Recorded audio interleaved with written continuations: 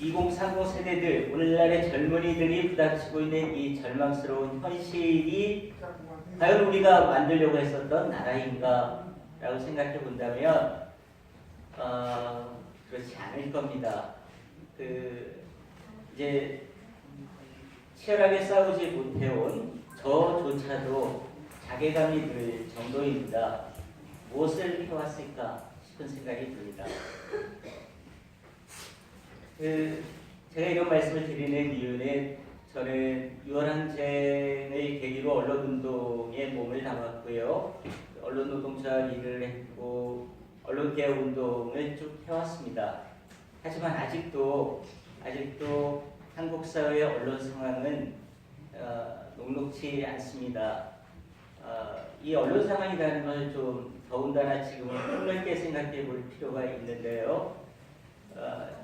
예를 들어 보죠. 우리 촛불혁명에 대해서 그렇게 이야기하고 저 역시 그 혁명에 세계사적 의미가 있다는 글도 쓰고 그랬습니다만, 하지만 그것이 정말 세계사적 의미를 가지려면 우리가 해야 할 일이 있죠. 촛불혁명 과정에서도 나타났듯이 촛불혁명 당시에 예를 들어서 노동운동 쪽에서 어떤 주장을 팔라치면 거기에 대한 그 호응은 의외로 뜨겁지 않았던 것을 우리 다 알고 있습니다.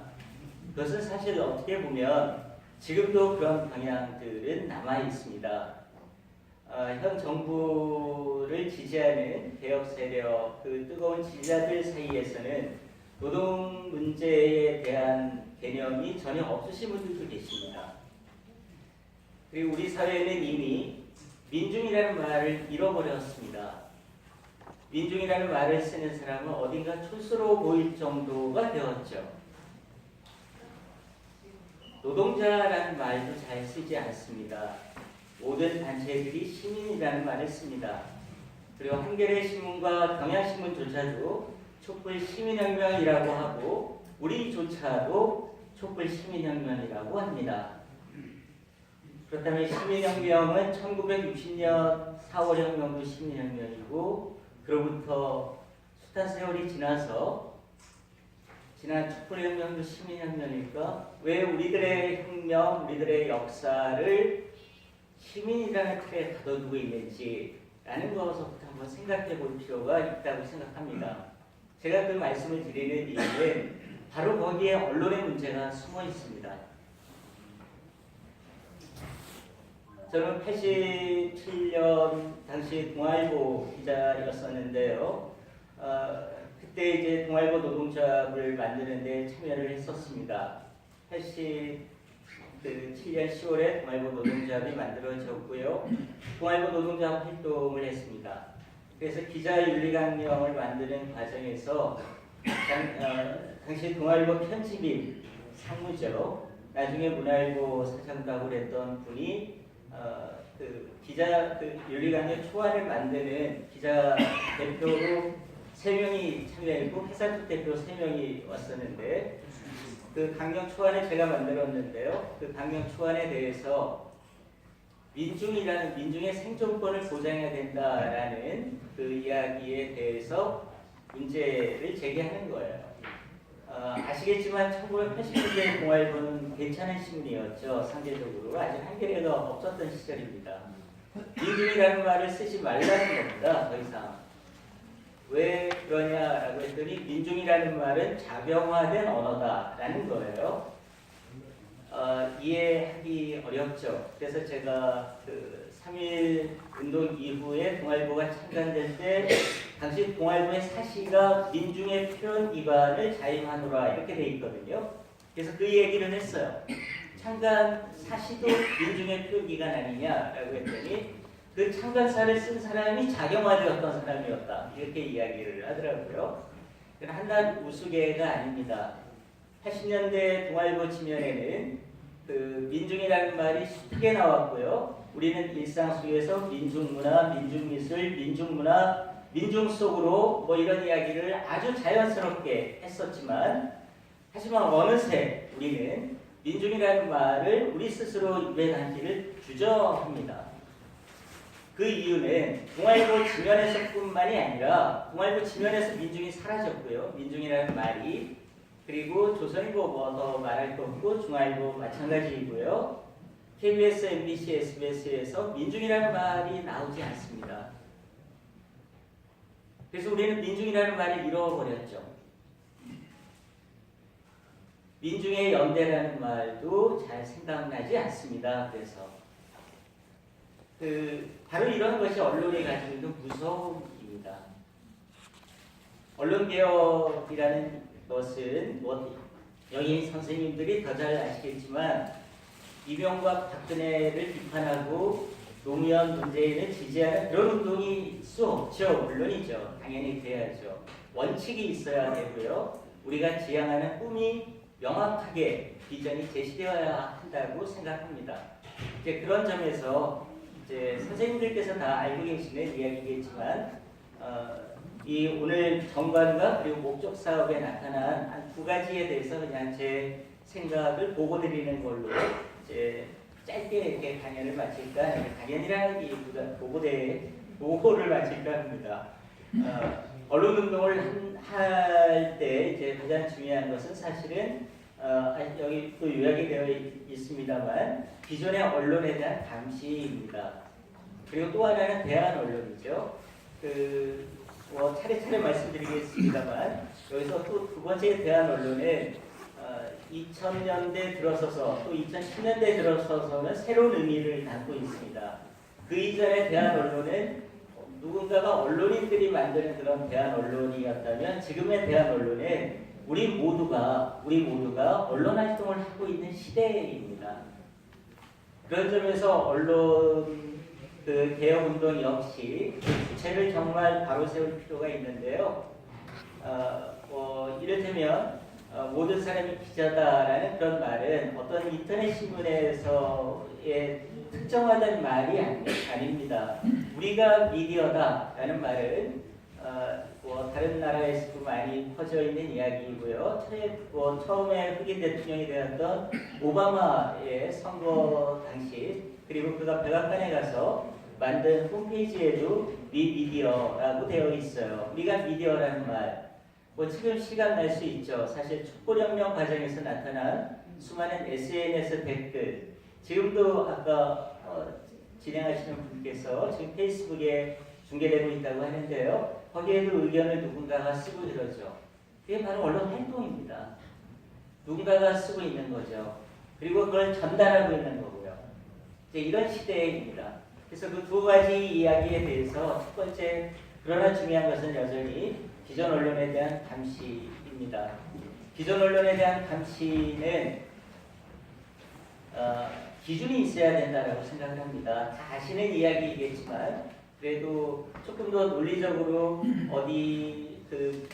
이야기할 수 있게 하기 위해서 잠깐만 그냥 설명을 드린다면 언론에 대해 언론 감시를 했을 때 한 세 가지 기준이 있다고 저는 생각하는데요. 첫 번째는 권력에 대한 감시입니다. 여기서 권력에 대한 감시는 헌법적 의미가 있습니다. 잘 아시다시피 선생님들께서 대한민국 헌법 제1조에는 모든 권력은 국민으로부터 나온다라고 되어 있습니다. 하지만 아시다시피 과연 모든 권력이 국민으로부터 나오고 있는지요? 그렇지 않지 않습니까? 언론 권력이 있고요. 제가 지금 8년째 몸담고 있는 대학에도 대학 권력이 있습니다. 우리가 생각하는 것 이상으로 자본의 권력은 훨씬 더 막강합니다. 문재인 정부가 들어섰지만 이 나라 곳곳에서 여전히 노동자들이 탄압받고 있죠. 심지어 연세대에서 청소 노동자들이 당하고 있는 그 수모에 대해서도 생각해 본다면 당장 오늘의 현실이 어떠한지를 알 수 있을 겁니다. 헌법은 명확하게 모든 권력은 국민으로부터 나온다 이렇게 되어 있습니다. 정치 권력만이 아닙니다. 그 뜻은 모든 권력이 국민으로부터 나온다 되어 있고요. 그 모든 권력, 정치 권력만이 아니라 경제 권력, 사회 권력, 문화 권력, 학교 권력 그 모든 것들이 국민으로부터 나와야 된다는 거죠. 이를테면 언론의 권력은 누구로부터 나와야 되나요? 언론 수용자인 독자와 시청자로부터 나와야 되고요. 대학의 권력은 학생들로부터 나와야 됩니다. 그런데 오늘날의 대학은 그렇지 못합니다.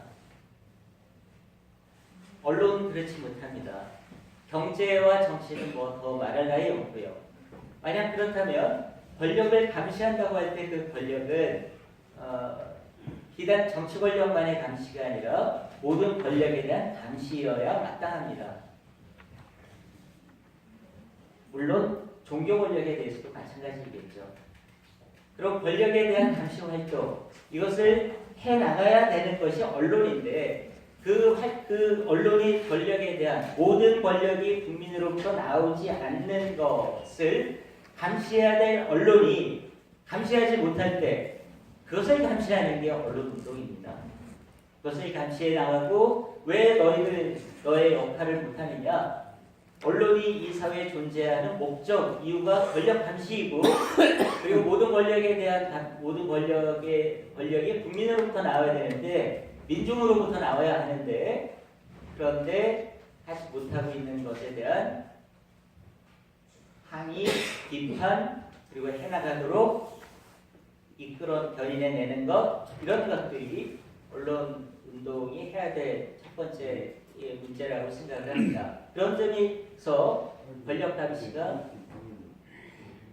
기준이 될 수 있는 거죠.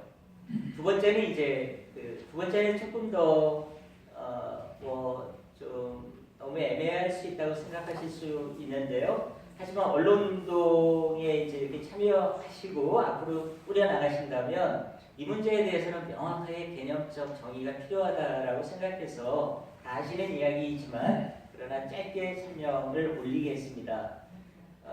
모든 언론, 모든 신문과 방송 그리고 심지어 통합방송법에서조차도 언론의 가치에 대해서 이야기하는 게 있어요. 진실입니다. 진실. 그러니까 진실을 그럼 애매하잖아요. 진실이 무엇이냐라고 하지만 언론학에서 이제 언론 쪽에서 이야기하는 진실의 개념은 명확합니다. 사실과 첫 번째는 숨겨져 있는 사실을 규명해내는 것이죠.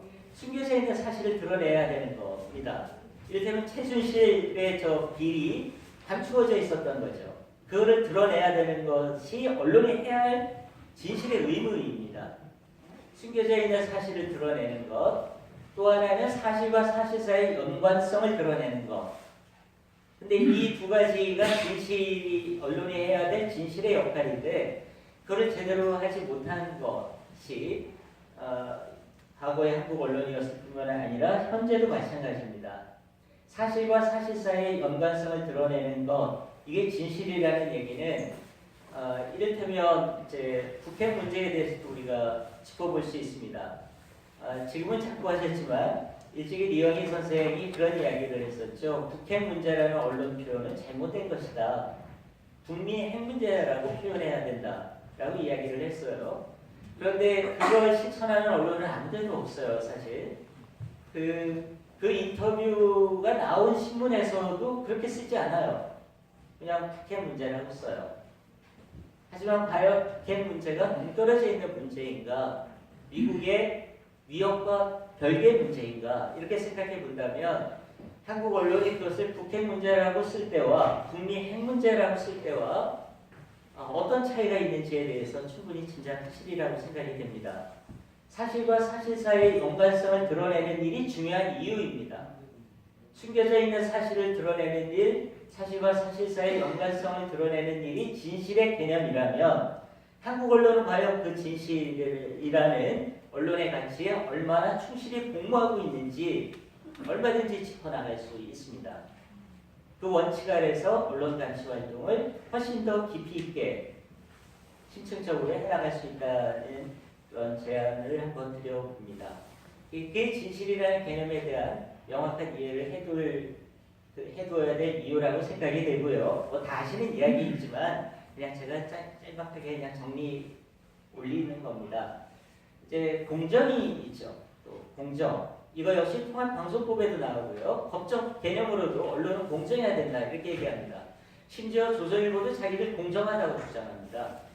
일단 공정이란 뭔가에 대한 명확한 또 개념 정의가 필요합니다. 공정은 말 그대로입니다. 말 그대로 공평하고 올바름입니다. 사전적 의미도 그렇고요.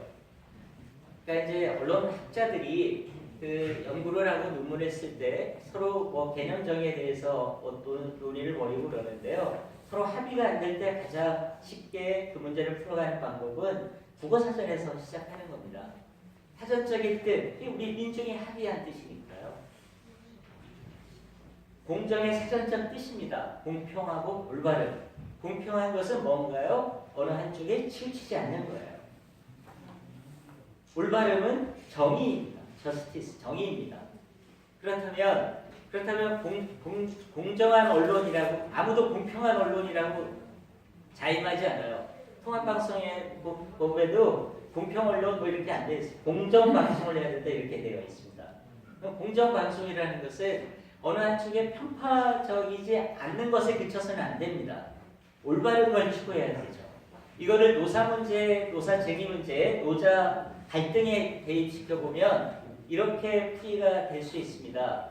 노동자와 사용자 또는 자본가 사이에서 한국 언론은 과연 공평한 보도를 하고 있느냐? 안 하고 있죠. 완전히 한쪽에 있습니다.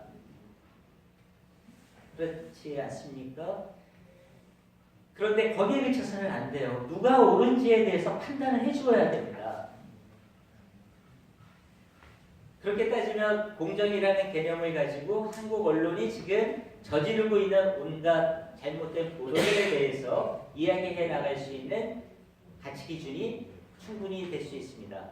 그래서 진실과 공정이라는 그러니까 가장 수구적인 언론조차도 자신들을 진실하다고 하고 공정하다고 주장하고 있는 시점에서 그 진실과 공정의 개념, 학문적 개념에 대해서 아주 쉽게 단명하게 정리해 주시는 것이 그 언론에 대해서 감시 활동하는데 아주 도움이 될 것 같아서 설명을 올렸습니다.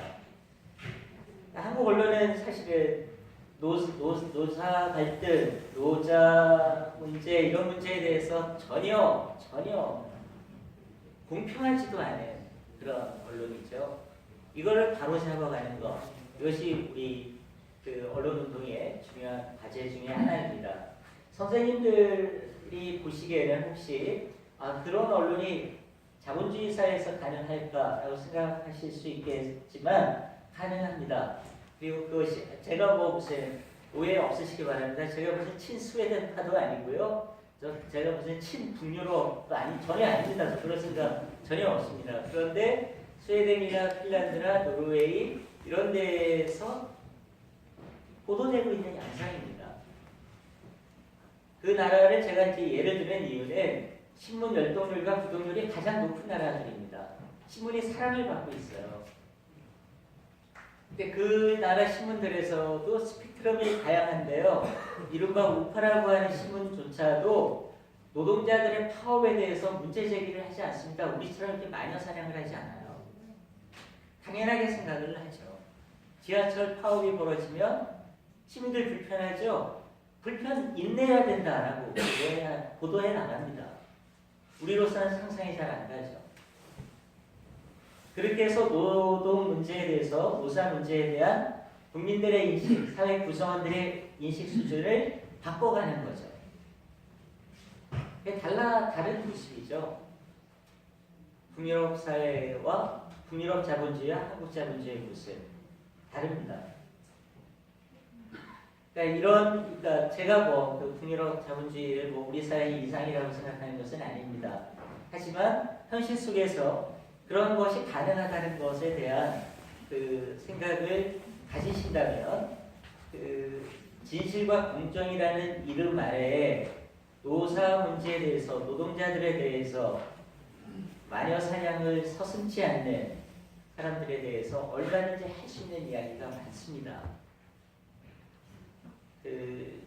그래서인데요. 이제 오늘 사실은 이런 이야기까지 드리는 건 적절치 않아 보이기도 합니다만 오늘 공동 대표님들이 감옥에 가는 1, 2, 3, 4 순위를 나정하셔서 제가 가슴이 찡했습니다. 정말 정말 잘 싸워가시겠구나 하는 생각이 들면서도 한편으로는 그렇게 말씀하셔서 2030 세대를 끌어들이실 수 있을까 이런 생각이 조금 들어요.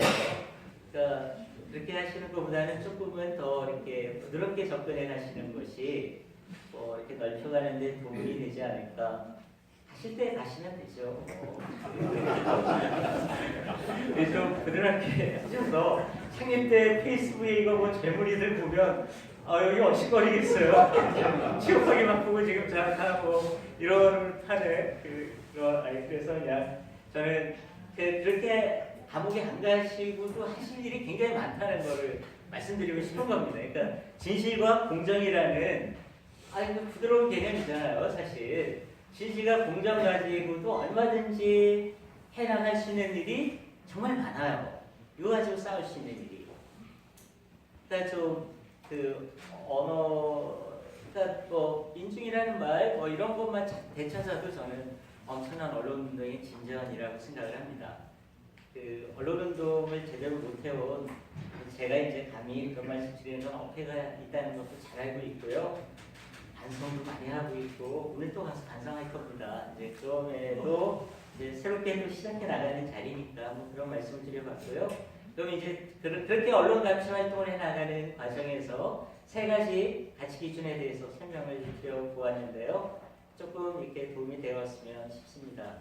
그리고 두 번째는 이제 새로운 언론, 그러니까 모든 사람이 언론인, 대한 언론 그리고 모든 사람이 언론인 시대에 어떤 활동을 해야 되느냐라는 거죠. 사실 저는 그러니까 기존 언론들이 이를테면 MBC 사장이 바뀌었다고 해서 MBC 프로그램에서 노동 문제에 대한 획기적인 새로운 그 모습이 나타날지에 대해서 저는 그렇게 낙관하기 어려워요.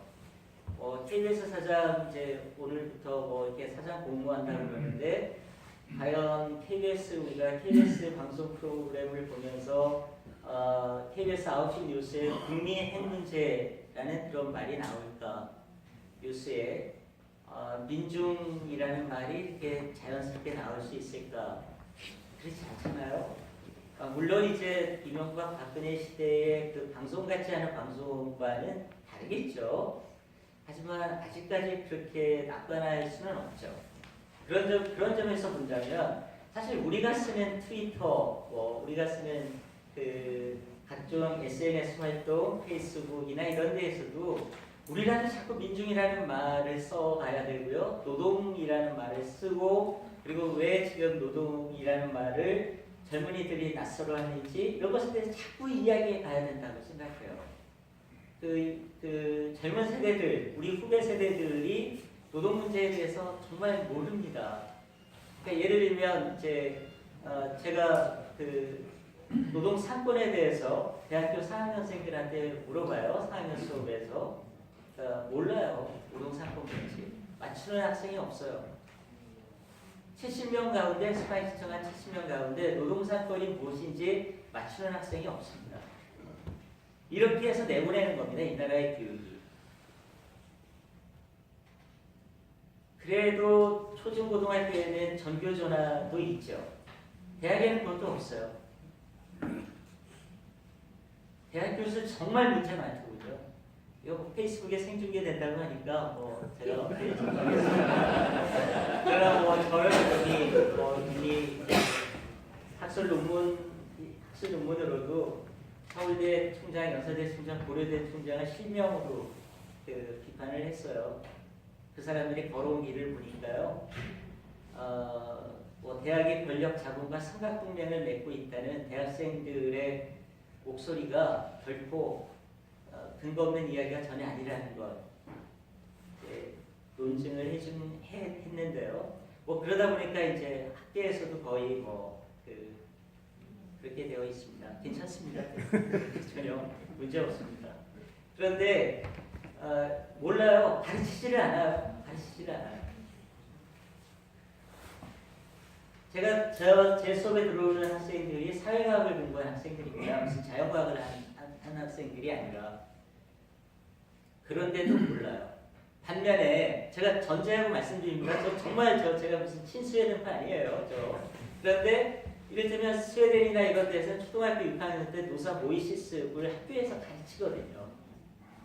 노사 모의 실습을 해요. 초등학교 6학년 학생들한테. 왜 그러냐고 물어보았죠. 뭐 진짜 다 아시죠. 하지만 이제 그 사람 말로 인용을 해야 되니까 그랬더니 그렇게 이야기하는 거죠. 이 아이들 중에 자본가의 딸이나 아들은 아무도 없습니다. 이 아이들 역시 자기 노동으로 살아가야 될 아이들인데 이 아이들에게 스웨덴 헌법과 노동법이 노동자들의 권리를 어떻게 보장해주고 있는지에 대해서 알려주는 거야말로 우리는 가장 중요한 시민교육이라고 생각합니다. 이런 거죠. 시민과 노동 사이에 아무 거리가 없어요. 하지만 이 나라는 여전히 시민과 노동 사이에 같은 건데 사실은 시민과 노동 사이에 엄청난 거리가 있습니다. 메워지지 잘 않는. 왜 그러겠어요? 수십 년 동안 내려온 이 나라 언론, 신문과 방송. 박정희 전두환 군사독재는 물러났지만 박정희 전두환 군사독재 체제 아래에서 틀 지워진 언론이 여전히 이 나라 신문사에서 발해 부수가 가장 높고요. 그리고 이 틀 속에 아직도 방송인들이 다수가 갇혀있기 때문입니다. 이런 거 깨놔야 되는 거죠. 그렇다면 이제 다시 정리해서 말씀을 드린다면 이런 언론을 감시해 나가고 우리 스스로 적극적으로 SNS 활동을 해나가야 됩니다. 우리끼리 하는 페이스북보다는 조금 더 멀리 가셨으면 해요. 트위터 그 젊은 애들이나 하는 것이지라고 생각하지 마시고요. 적극적으로 해나가시면서 왜 노동이 중요한 것인지, 왜 한국 민주주의가 성숙해 나가려면 노동이 중요하고, 왜 오늘날 2030 세대가 이렇게 절망스러운 것도 이 나라의 노동 현실이 왜 얼마나 연합해서인지. 노동시간이 세계 최장인데 사실상 이 노동시간을 독일 수준의 노동시간으로만 줄인다면 지금 독일은 아시다시피 메르켈 총리가 10년 넘게 보수당 정권이 집권하고 있거든요. 우리보다 1년에 700시간이에요. 덜 일해요. 만약에 700시간, 만약 독일 정도의 노동시간을 한다면 일자리가 얼마나 늘어나겠어요. 한국에서. 이제 이런 이야기들을 적극적으로 해나갈 필요가 있을 것 같아요. 저는 이제 그런 어떤 하나의 중심으로서 인천 참언론 연합이 만들어져서 참 기대가 크고요. 아까 말씀하셨습니다만 300만이 넘는 도시이고요. 그리고 어떻게 보면 사실은 그 강남, 서초, 송파의 그 기세에 눌려있는 서울보다는 훨씬 더 건강하게 새로운 문화를 일궈낼 수 있는 곳이라고도 생각합니다. 그래서 그 언론 감시라는 그런 세 가지 기준, 그리고 우리 모두가 언론인이라는 사실. 그래서 언론 활동, 우리 언론 운동을 하면서 우리가 스스로 언론 주체로서 언론 운동을 펴나가는데 우리 자신의 의식, 우리 자신의 프레임, 틀부터 깨나가는 일, 이런 걸 우리 적극적으로 해나가야 될 필요가 있다고 생각을 합니다. 그런 점에서 이제 교육 사업이 또 중요하겠죠. 이를테면 서울도 지역이죠. 지역 중에 하나이죠. 서울 지역의 민원연 이제 언론학교였잖아요. 인천에서도 열고요. 언론학교 열고 인천에도 대학들이 있으니까요. 많으니까요. 거기에 오늘 아까 참석하신 교수님들도 있고 그러던데 신문방송학과도 있고 그럴 거고요. 거기서 이제 그 강사들도 하고 아니면 언론인들 이렇게 불러서 인천 지역에 살고 계시는 인천의 사회 구성원들, 인천의 민중들, 피플, 이 사람들의 생각, 시민과 노동 사이의 거리감을 좁혀주는 것, 민주주의 학습, 이런 게 굉장히 중요한 아마도 운동 과제가 아닐까 싶습니다. 네, 감히 선생님들 앞에, 내 선배님들 앞에 제가 너무 죄송합니다.